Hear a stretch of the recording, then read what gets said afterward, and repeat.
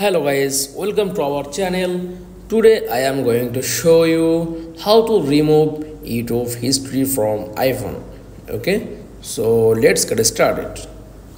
Then first of all, click on YouTube app. Okay, click on profile icon, tap on settings. After that, tap on manage all history. Just click.